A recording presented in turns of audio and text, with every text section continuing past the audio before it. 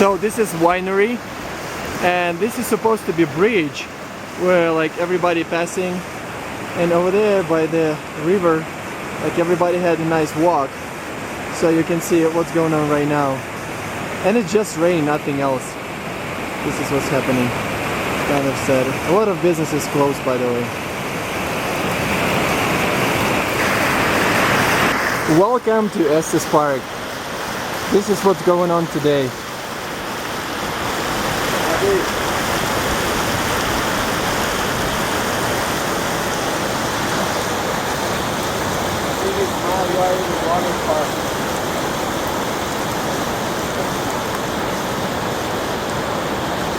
It's my friend's car. At least it will be clean.